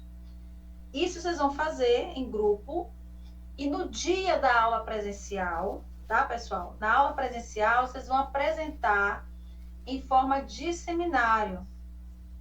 Aí, a exigência é que todos estejam presentes. Deixa eu parar de compartilhar isso agora, porque já é outra coisa. A ideia é que a gente possa, na aula, no seminário, esse mesmo trabalho, vocês vão apresentar em forma de diagrama, tá? Diagrama é uma espécie de fluxozinho. Tem vários modelos na internet, é fácil de achar. E a ideia é que vocês possam organizar uma apresentação em forma de diagrama e que todos os membros integrantes daquele grupo possam participar dessa apresentação. Certo? Então, está aí dividido em 2 pesos 5 para atividade, peso 5 para apresentação, tá? E a proposta é que na apresentação, a gente faça, na verdade, um grande círculo de discussão sobre as práticas docentes, nesses desafios a partir das práticas. Na nossa aula do dia 12, nós vamos estar falando de saberes e vamos discutir algumas práticas, tanto para quem trabalha com a educação em instituições que tem uma prática mais ligada ao campo, mas também tem experiência dos PPIs, que são muito interessantes. Para fazer esse relato, mais uma vez eu vou compartilhar com vocês um outro material, do qual eu também estive à frente, e que também ajudará vocês a pensarem nessas análises. Só que nesse caso aqui, são os autores da prática que fazem análise, certo? No caso desse trabalho, serão vocês que farão a análise. Mas deixa eu compartilhar aqui, que é o site, onde é que ele está? Ah, peraí. É aqui. É um livro, tá? Esse livro, eu fui organizadora junto com 2 colegas, e a gente fez um trabalho que também é um trabalho... Oi? Naquele clima equatorial, estamos quase na linha do Equador. Eu não sou ouvindo. Adriana, você quer falar? Desculpa. A Jonê disse que pode fazer o texto. Paloma também pode contribuir. A gente, de repente, pode ter um polo que tem mais gente e que tem práticas sobrando. Isso também vai ajudar a gente, tá? Mas deixa eu mostrar aqui para você. Também vou deixar à disposição. Esse livro, ele está todo em PDF. Ele foi financiado pelo Instituto. Então, assim, ele é público. A gente não o vende. Ele está só público mesmo. Mas só para vocês verem, é um livro que foram desafios curriculares do ensino médio integrado. Foi na época da pandemia, quando a gente teve que atuar, né? Em contexto de pandemia, então ele tem ele é específico, mas aqui tem algumas experiências bem interessantes. Vocês estão vendo, gente? Estão conseguindo ver a rolagem do texto? Sim, professor, está aparecendo. Pronto. Então, por exemplo, tem um texto que eu faço com a colega, a gente trabalhou, que assim, a gente fez os trabalhos interdisciplinares, que a gente chamou de teias. E aí a proposta foi que a gente depois fez todo um trabalho a partir de uma metodologia chamada documentação narrativa de experiência pedagógica. A gente construiu textos que foram comentados pelos colegas até chegar ao texto final de ser publicado. E cada grupo escolheu o que queria falar daquelas práticas. Por exemplo, eu escolhi falar sobre a importância da autonomia da docência para definir o currículo, para organizar seu próprio trabalho.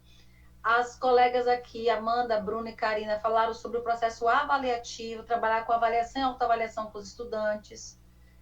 Aqui tem um colega que falou sobre a perspectiva do planejamento. Enfim, são vários textos. E tem um texto aqui que eu queria, por exemplo, esse do grupo da Edificações, que eu acho que talvez, só para dar uma... Deixa eu só ver aqui, que a internet está me... Aqui, ó. É um texto bem interessante, porque eles vão relatar e eles começam a contar como é que foi o desafio lidar com a época da pandemia, né? E lidar com a AVA, inclusive, a mesma história de aprendizagem, como é que eles escolheram, o objetivo. Então, ali vem um novo jeito de ensinar e aprender o modelo remoto. Então, eles vão falar um pouco sobre essa experiência do modelo remoto, eles vão narrando e vão chegar um momento em que eles vão falar sobre o PPI, o Projeto Integrador. E nesse projeto integrador, como é que eles atuaram? Eram 3 professores da área técnica, 3 engenheiros, e que precisavam pensar como fazer isso de forma integrada. Então, eles vão trabalhando, pensando na teia, tá certo? Ó, eles davam aula para uma turma de 4º ano do integrado e a turma do subsequente do 3º ano, que tinha, do ponto de vista da formação, momentos comuns.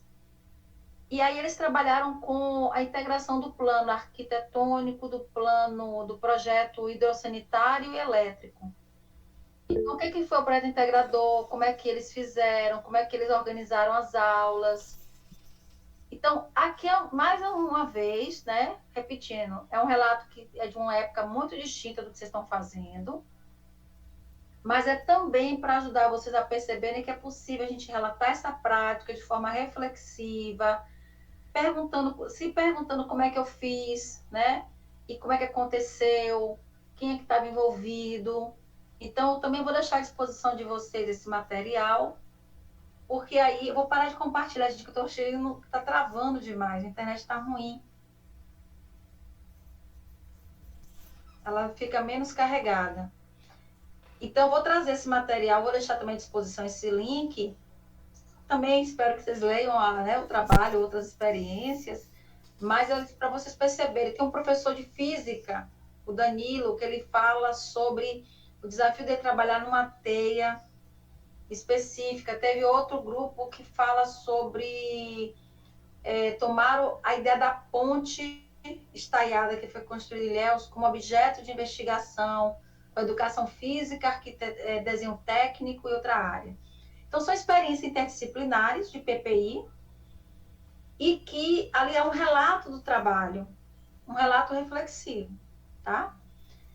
Repetindo, ali os próprios autores fizeram uma reflexão, foi fruto de um trabalho metodológico específico. Então, ali é muito mais para vocês se inspirarem na perspectiva de escrever um relato. Vocês vão fazer, cada um escrever um relato do trabalho, de se entregando. Olha, eu fiz assim, dessa forma, foi exitosa por conta disso, é minha perspectiva. E os colegas, é preciso lembrar disso, né? O respeito ali é uma experiência que está sendo doada.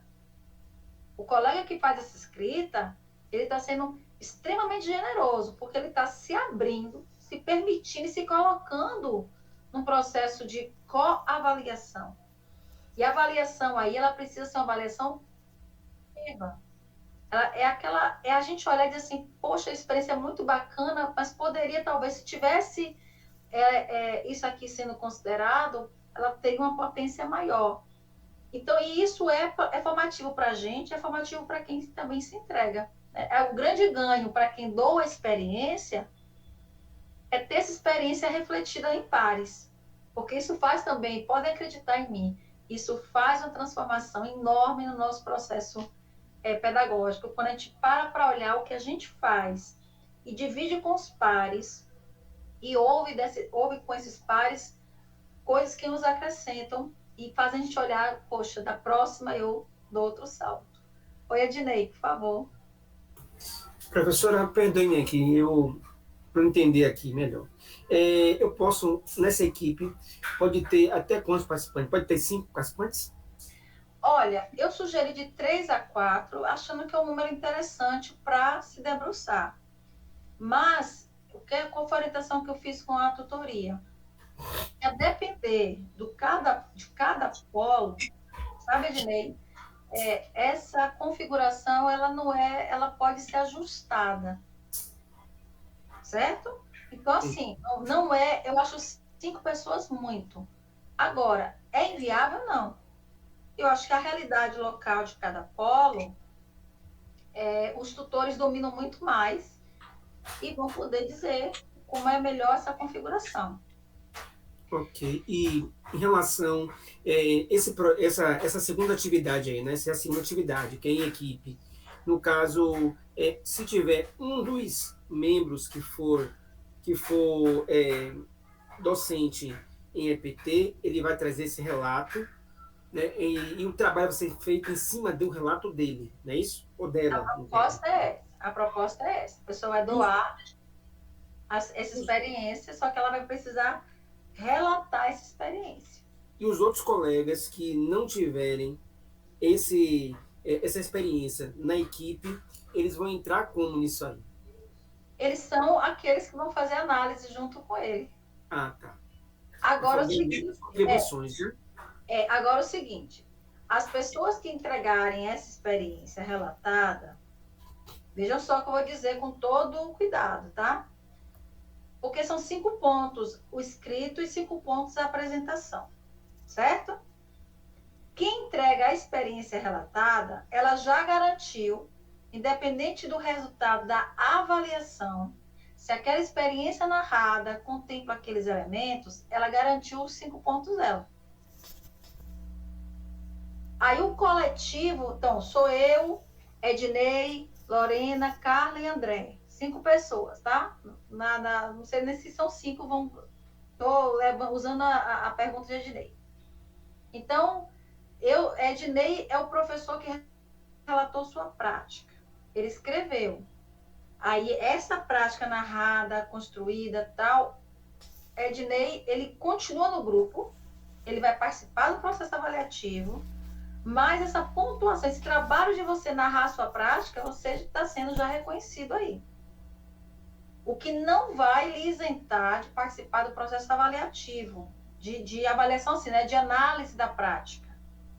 Por quê? Porque no dia do encontro presencial, você, como os demais colegas do grupo, devem apresentar, dividir essa apresentação e estarem presentes para fazer o debate que vocês construíram, né? Apresentar esse debate, falar desses aspectos que vocês enxergaram juntos. Então, você não está isento de participar do processo processo analítico da prática, mas você, do ponto de vista objetivo da nota, sua nota está garantida porque você teve o trabalho que os outros não tiveram de descrever a prática.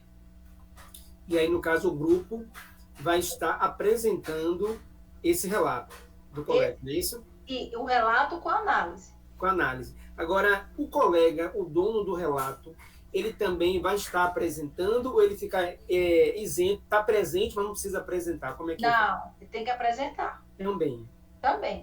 Ele okay. certamente vai ser um grande personagem, né? Sim, Porque sim. ele vai ter que falar um pouco de como ele fez, de como ele faz. Às vezes, algumas coisas que é natural, que às vezes no relato a gente omite, porque a gente não lembrou. E ali no debate a gente também discute. Então, assim, gente, a proposta é que a gente faça um grande encontro entre pares para refletir os nossos fazeres. Né? Os nossos fazeres. E refletir a partir daí o processo formativo, os desafios da docência, os saberes que a gente precisa construir. Porque a identidade da docência, né? O que é ser docente, ele é um processo de formação. Ele não se dá... A formação inicial é fundamental. Ela tem que ser cobrada mesmo, porque a gente não pode permitir, me perdoem todos os bacharéis, me perdoem mesmo. Mas, Alexandre Mello, você falou que você era, me perdoe, educador físico? Sim, educador físico. Mas você tinha uma outra profissão. Bacharel em Direito. Bacharel em Direito. Eu formei em Publicidade e Propaganda e depois formei em Direito também. Pronto, mas vamos imaginar que você vai dar aula no curso técnico em Marketing, porque você fez Publicidade e Propaganda. Sim. Certo? Aí, Alexandre... Por favor, viu, Alexandre? É só porque você se apresentou aqui.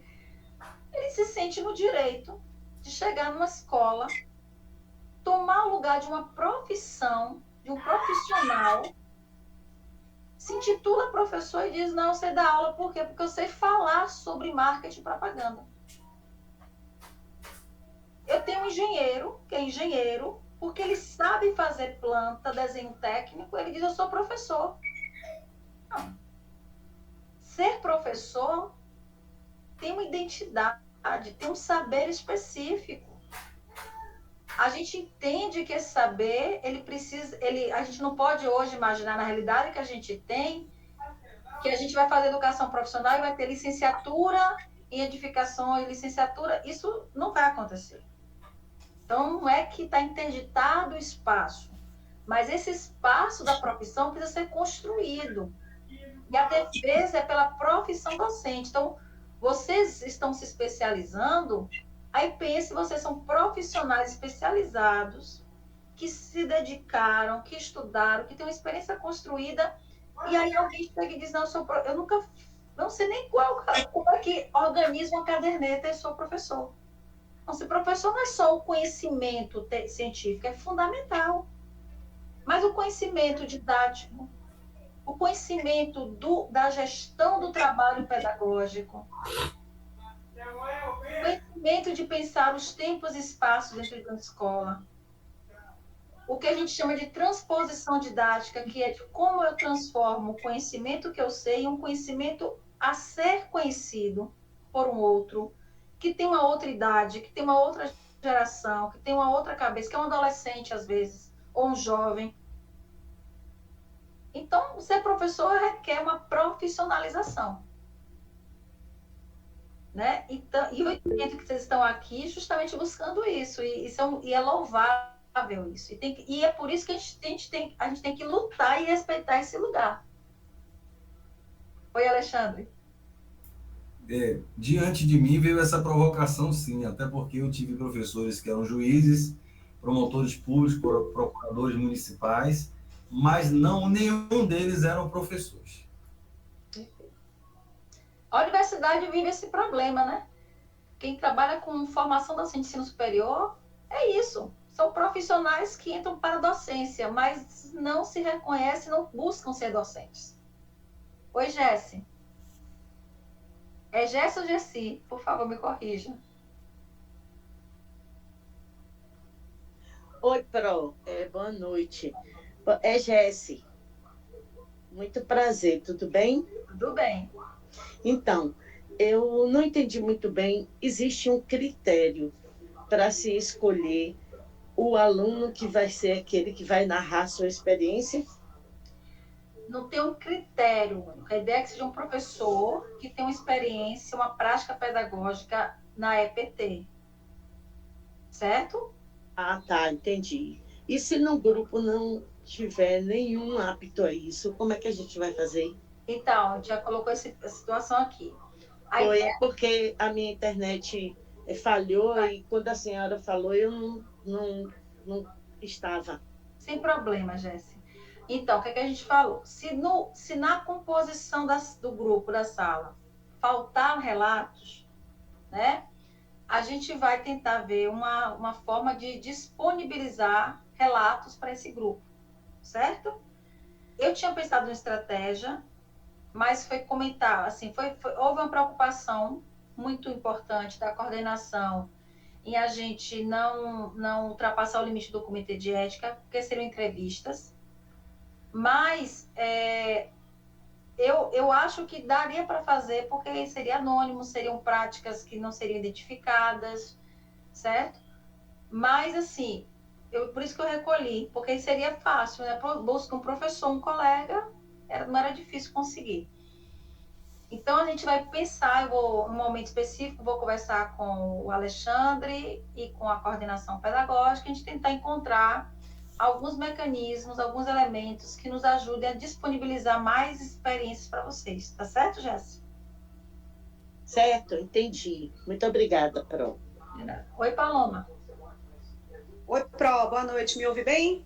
Ouço, pode falar. Pronto, tudo bom? Prazer também te conhecer. Prazer. Veja só, Pro, eu serei a entrevistada, a relatora. A narradora. Já tem até uma equipe dos últimos trabalhos, eu vou perguntar se eles assim desejarem, então a gente mantém, né? Agora, em termos de AVA, Pro, será uma análise única para todos e cada um manda no seu AVA, ou cada um precisa fazer mais uma análise separadamente? Não, a ideia é uma análise coletiva. Aí eu vou preferir que os tutores e Alexandre definam se precisa mandar cada um o mesmo documento, né? O mesmo documento todo mundo coloca, porque aí quem opera essa parte da correção, eu prefiro que os tutores digam aí como é que acham melhor. E também eu confesso a vocês, gente, eu estou estreando, viu, na educação à distância. Eu tinha muito preconceito com a educação à distância. É mais difícil do que presencial, né? Fala a verdade. Na época da pandemia, meu Deus, que muito mais complexo, porque eu tenho experiência com formação de professor, né? Muita experiência, mas assim, é o presencial, então você vai construindo o curso com o tempo. E o EAD exige que você faça um planejamento mais minucioso e de uma certa previsibilidade maior. Claro que isso, e tem toda uma limitação também tecnológica, que às vezes nem todo mundo consegue alcançar, né, acompanhar e tal. Mas eu estou gostando muito da experiência, até por conta dessa possibilidade de interação que hoje a gente tem, né? Então, para mim, é uma aprendizagem, eu estou aprendendo muito com vocês aqui. Muito obrigada pela oportunidade, viu, de estar aqui com vocês. Nada, seja bem-vinda. Tá certo. Tá bom, então é um trabalho único, né, para todo mundo, a gente só vai ver agora a forma de enviar, né? Cada um envia no seu AVA, a tutoria vai definir. Então, Junto com a obrigada. coordenação. Aí Alexandre pode, com as tutorias, dizer, é melhor que, sei lá, né, por questão de procedimentos, que cada um pegue o mesmo tempo de deposite, porque talvez fique registrado. Beleza, então. Mas do ponto de vista Obrigada. do conteúdo, pode ser coletivo. Ok. Tranquilo, então. Valeu, tchau, tchau. Valeu. Pronto, gente? Mais alguém tem alguma dúvida? Oi, Alexandre. Na verdade, eu tenho, professora, até porque será um colóquio, né? Esse sorteio, né? Será um sorteio ou não sorteio, ou seja, as pessoas já têm, como a nobre colega expôs, já tem certos grupos que nós já participamos de outras atividades que pode reagrupar novamente. Porém, temos, salvo engano, 32 alunos no campus de Lavras. Então, a minha pergunta seria, o período para essas apresentações seria em torno de 15 a 20, que há um colóquio, há um debate, né? Há interação entre as pessoas. Não é uma coisa engessada, né? Isso. Então, Alexandre, eu entendi que são 4 horas de encontro, não é isso? É uma manhã, uma tarde, não é isso? Salvo engano, a partir de 8 horas até as 12. Por isso que a pergunta é essa. Então, por exemplo, se o Lauro tem 32 pessoas, dá para fazer 8 quartetos. 8 experiências, né? Então, se a gente pegar aqui, que dá pelo menos, eu propus apresentações em torno de 15, coloquei isso, a apresentação completa, entre 15 e 30 minutos, considerando o tamanho do polo. Certo? Então, acho que por isso que também é um diagrama, porque o diagrama vai exigir uma certa concisão, né? Uma coisa mais concisa, mais assim ali. Então, apresenta a proposta, traz a discussão, reflete. E assim, Alexandre, o que é que eu vejo? Que às vezes a gente pode até, inclusive, fazer a seguinte orientação para os tutores. Apresenta, na hora que chegar as propostas, a gente tenta identificar aquelas que se aproximam. Por exemplo, são experiências que têm alguns elementos próximos. Então, apresenta 2, 3, e aí faz uma roda de debate coletiva. Isso vai poder garantir uma melhor gestão do tempo. Porque, às vezes, uma experiência leva a discussões que a outra também vai levar. Então, né, acho que pode juntar 2, 3 experiências, apresenta e abre uma roda. Perfeito, professora. Gratidão. Oi, Ricardo. Pode falar, Ricardo.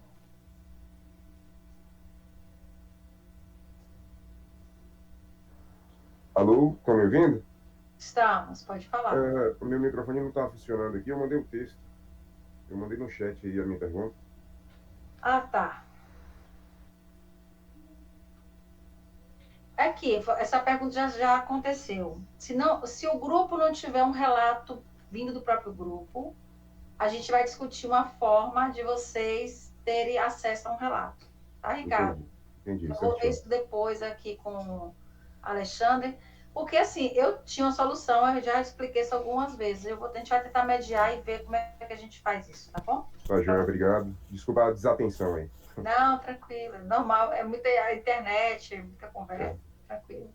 Tá, Joia. Professora Graziele, da minha parte já pode até pensar em uma pessoa externa. Né? Então, pronto, gente. Ó, eu acho que a minha orientação inicial era essa, né? Vocês podem procurar um colega, uma outra pessoa da EPT que queira narrar. Um colega, a Alexandre falou que tem irmã, né, Alexandre, que é professora. Então, mantenham o anonimato da pessoa, não identifiquem nem onde trabalha exatamente o local, mas identifica, olha, é professora de informática de uma turma de ensino médio integrado, professora de edificações de um curso subsequente. Isso é importante, mas não precisa entrar em detalhe rede, idade, nada disso. Vocês querem a prática da pessoa, né? E aí vocês podem buscar com outra pessoa fora do grupo que pode fazer análise do mesmo jeito.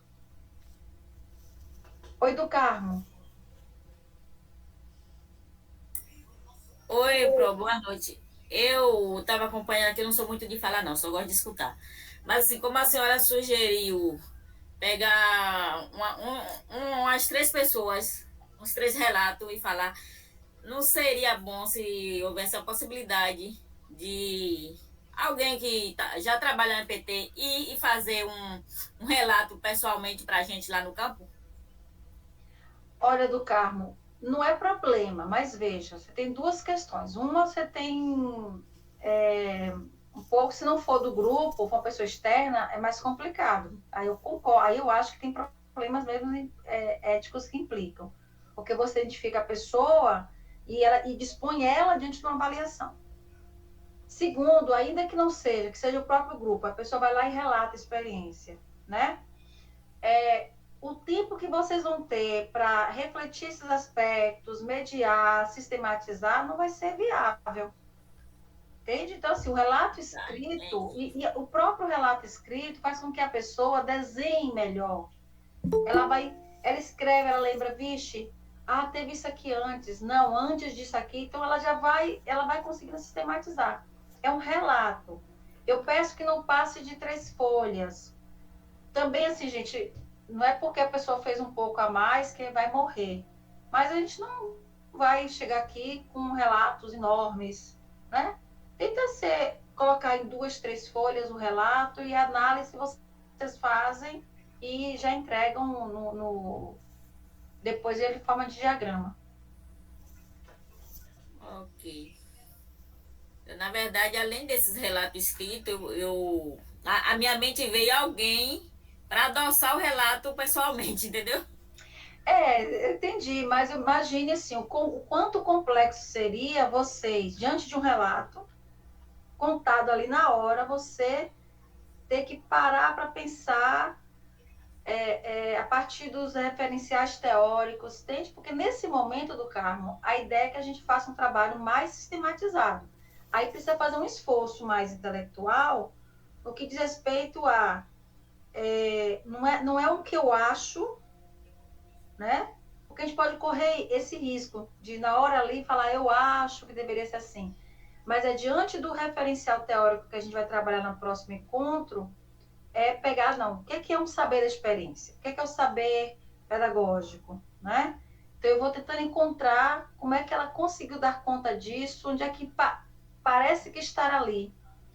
Ao fazer dessa forma, está claro que ela teve um domínio do conteúdo, que ela organizou a metodologia. Então, você vai podendo parar para refletir um pouco antes e sistematizar melhor a sua percepção. Ok. Obrigada. Nada. Tem mais alguém, gente, com alguma dúvida? Alguma inferência?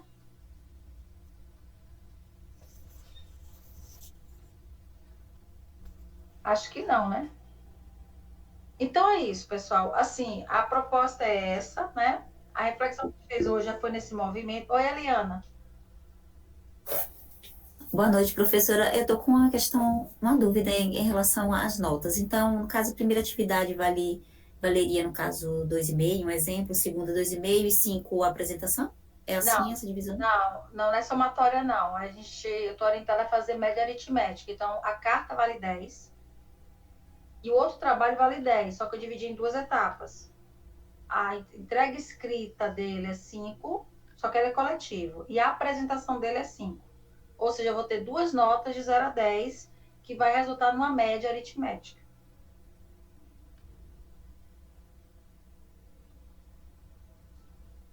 Deu para entender? Deu sim, professora. Muito obrigada.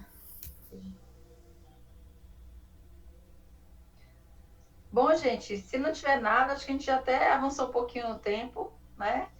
E no nosso próximo encontro também vai ser via Meet, a gente vai se debruçar. Acho que a gente vai até fazer um pouco essa discussão, esse esforço, né, na aula de fazer a proposta é que a gente possa fazer esse esforço de olhando a prática, discutindo esses saberes, olhando algumas coisas, já meio que também fazer uma espécie de treino, né? De compartilhar um pouco esse movimento coletivo para que a gente também possa ter esse referencial para o trabalho feito nos grupos. Pode falar, Jéssica.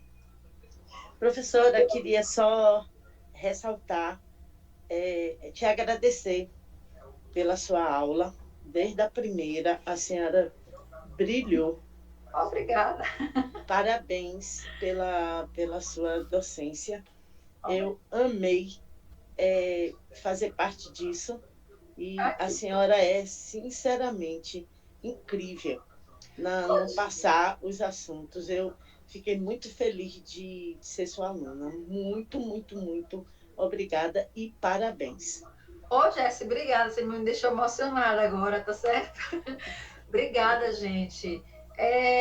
Eu acho que tem algumas coisas, né, que eu me identifico como professora. Eu quero dizer a vocês assim que quando eu falei mais cedo há pouco que eu defendo a profissão docente, a profissionalização, porque de fato a gente precisa gostar do que a gente faz. Eu gosto muito do que eu faço. Eu sou professora desde cedo. Eu fiz magistério e eu tive uma escolaridade antecipada. Então, com 16 anos, eu já tinha curso técnico em magistério. E já fui dar aula numa escola particular. E aí, logo depois, eu tive a felicidade de passar no concurso público da Prefeitura Municipal de Itabuna, aos 17 anos. E entrei na docência, né? E aí, fiz 1000 coisas, né? Dei aula, alfabetizei, trabalhei com ensino infantil, depois eu fui trabalhar em Secretaria de Educação, dei aula na universidade na área de didática. Caminhei muito com educação infantil, com gestão de sistemas. Depois eu fui dar aula, fui professora da plataforma Freire durante muitos anos, dando aula nessa Bahia, sabe, essa região aqui toda, de Eunápolis eu sempre esqueço o nome da cidade, cidadezinha que é divisa com Minas, depois de Conquista. Depois de Tapetinga, na verdade. Enfim, então eu tenho uma experiência realmente muito grande, mas eu gosto muito de ser professora, né? Tem hora que eu estou super cansada, digo, gente, eu estou cansada de falar com o menino. São muitos anos, mas quando eu estou lá com eles, é muito gratificante, é muito feliz para mim, né? E fico feliz de saber que eu consegui tocar vocês, estar aqui com vocês bem. Então, e acho que também o grupo respondeu, né? Que é legal é isso. O grupo respondeu. No começo da aula que eu falei, vixe, ninguém ia falar, tô lascada. Mas vocês participaram e a aula foi gostosa porque vocês estiveram aqui. Muito obrigada.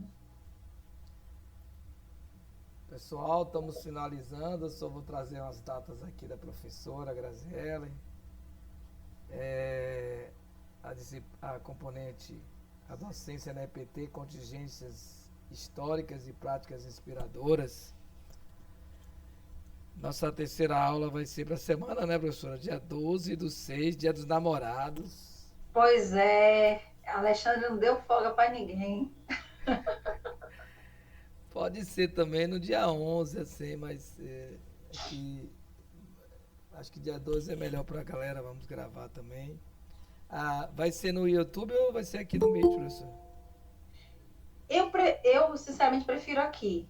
Se tiver que ser no YouTube por alguma regra, tudo bem. Mas aqui eu acho que o pessoal abre o microfone, fala. E a minha estratégia, ela é melhor, tá planejada para ser uma aula interativa, né? Então eu acho melhor aqui. Eu vou ver se deu certo a gravação direitinho. Aí se for possível gravar, a gente continua aqui mesmo. Porque os alunos estão me pedindo que seja gravado, né? Então eu estou usando aqui um software free para gravar, né? E às vezes cometa alguns equívocos. Então, só lembrando, então, dia 12, pessoal, 19 horas. Depois vamos ter um recesso do dia 19/6, basicamente, né? Até o dia 4/7. Um bom período para vocês aí. Não, até dia 31, porque dia 4 eles têm que entregar a atividade. Não, professor, tá aqui dia 12 o encontro. 12/7. Não, a quinta semana, ela começa oficialmente, o recesso é de 20 a 28, de 19, né, a 28, oficialmente. Claro que a gente vai ter, tem uns diazinhos aí que a gente come na gordura.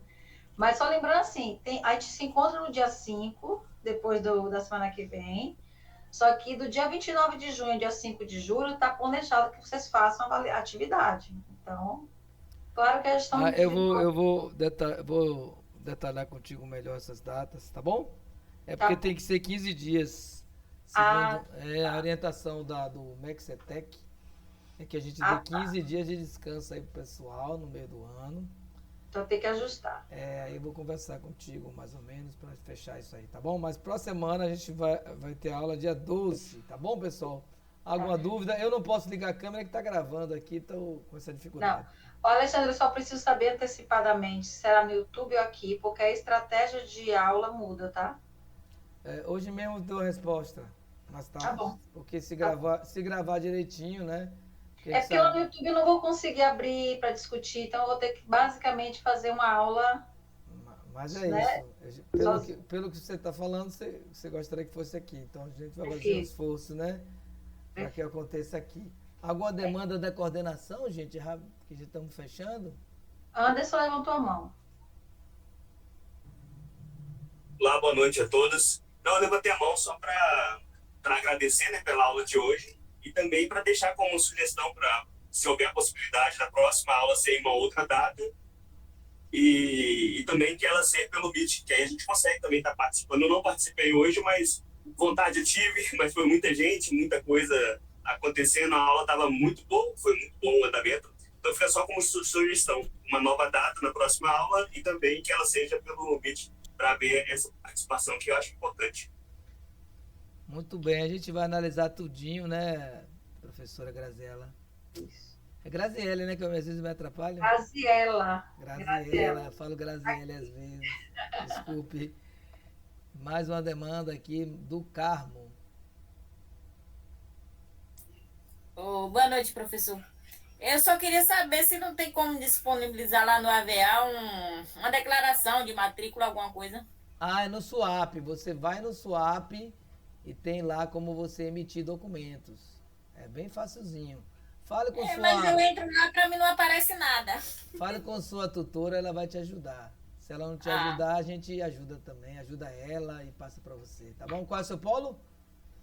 Lauro de Freitas, mas como eu tô trabalhando em Alagoinhas, será que não tem possibilidade de fazer transferência de polo, não? Para qual polo? Lacatu, Alagoinhas, se tiver o mesmo curso, né? Não tem, só temos aqui. Não tem, não. Só se você for buscar no IF Baiano. Se tiver alguma vaga lá no IF Baiano, tiver o curso, aí teria que ver a possibilidade. Tá, eu vejo então. Parabéns, Lucas, pela participação de vocês todos. A gente vai fechando, né, professora? Boa vamos noite lá. a todo mundo. Boa noite a todo mundo. Boa noite. Até a próxima. Tchau, tchau. Obrigada, boa noite. Até a próxima. Tchau. Vou colocar, viu, gente, agora os links ligados em cada atividade. O das cartas na carta e o do livro na atividade do relato. Eu faço isso agora.